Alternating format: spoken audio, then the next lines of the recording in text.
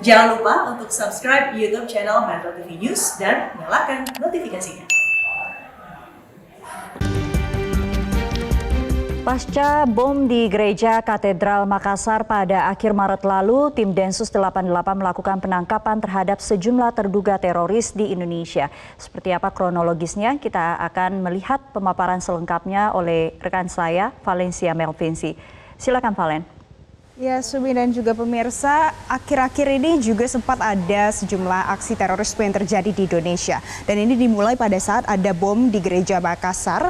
Dan kita akan lihat seperti apa sebenarnya kronologisnya dan apa kemudian penangkapan lanjutan yang terjadi pasca dari meledaknya bom di Gereja Katedral Makassar ini. Yang pertama, kita akan lihat ada aksi teror di Gereja Katedral Makassar. Ini terjadi pada 28 Maret 2021 dan ini dilakukan oleh pasangan suami istri yang meledakkan bom di depan Gereja Katedral Makassar pada saat perayaan Minggu Palma. Kemudian ini berinisial L dan juga inisialnya adalah YSF. Dan ini merupakan pelaku aksi terorisme yang lahir pada tahun 1995. L dan juga YSF adalah inisialnya. Kemudian selanjutnya kita lihat di sini ada korban yang terdampak dari aksi teror yang dilakukan ini. Ada 2 pelaku tewas. Ini merupakan yang melakukan bom bunuh diri ini. Kemudian 20 korban luka dan sampai sekarang masih ada 4 orang korban yang masih terpaksa dirawat di rumah sakit. Hasil dari bom yang terjadi ini. Ini terjadi pukul 10.28 waktu Indonesia Tengah usai perayaan Misa dan ini pada saat sudah dilakukan penyelidikan lebih lanjut ternyata pelaku terafiliasi dengan jaringan terorisme JAD atau Jamaah Ansharud Daulah. Selanjutnya kita lihat juga setelah terjadi bom di Gereja Makassar ini, selanjutnya ada penangkapan terduga terorisme di Indonesia yang terjadi dan ini tidak hanya terjadi di satu tempat saja. Yang pertama di tanggal-tanggal awal setelah terjadinya bom pada tanggal 29 Maret sampai dengan 1 April 2021 ada penangkapan sejumlah teroris yang terjadi di Sulawesi Selatan dan pada tanggal 30 Maret ini ada total 3 orang yang ditangkap dan 3-tiganya merupakan wanita alias perempuan dan total di Sulawesi Selatan ada 16 orang yang ditangkap terkait dengan bom yang meledak di Gereja Katedral ini dan diselidiki kemudian perannya bervariasi mulai dari yang melakukan perakitan bom sampai dengan melakukan observasi terhadap target dari bom Makassar tersebut. Kemudian dilanjutkan lagi 29 Maret juga ada penangkapan yang dilakukan di Kota Bima di NTB dan ini ada total 5 orang yang ditangkap dan juga memiliki kaitannya dengan bom Gereja Katedral yang ada di Makassar. Selanjutnya di hari yang sama ada juga penangkapan terhadap 7 orang yang berada di Condet dan juga Bekasi, namun tidak dijelaskan ini bukan memiliki kaitan dengan bom gereja yang ada di katedral ini. Dan tidak hanya sampai di sana, ternyata masih ada penangkapan terduga teroris lainnya yang juga dilakukan oleh pihak Densus 88. Yang pertama di Jawa Timur, ada 2 orang yang ditangkap.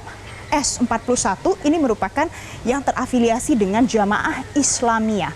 Dan kemudian ada AO yang ditangkap usianya 42 tahun dan dia terafiliasi dengan JAD, Jamaah Ansharud Daulah.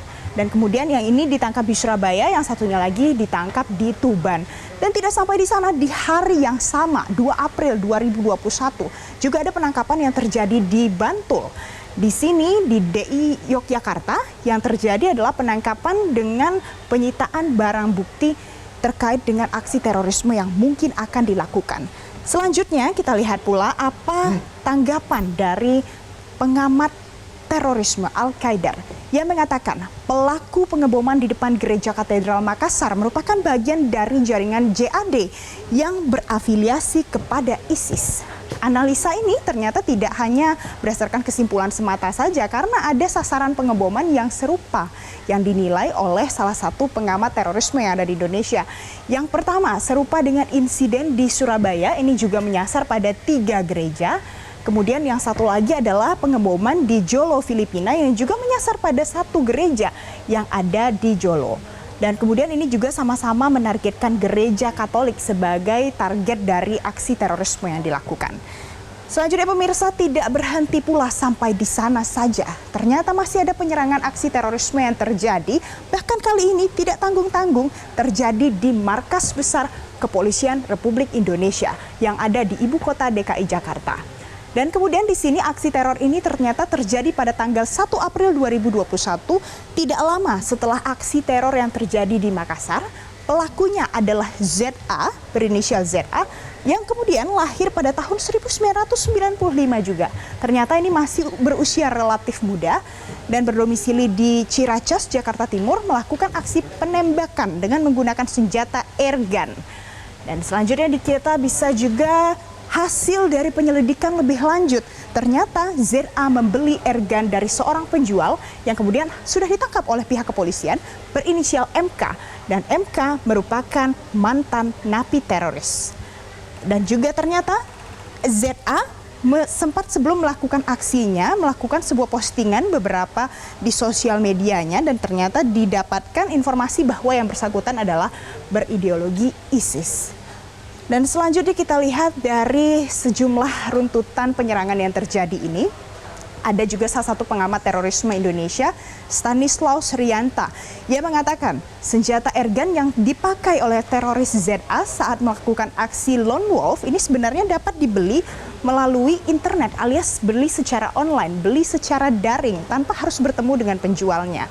Dan harganya pun pemirsa juga disebutkan 2 sampai dengan 3 juta rupiah.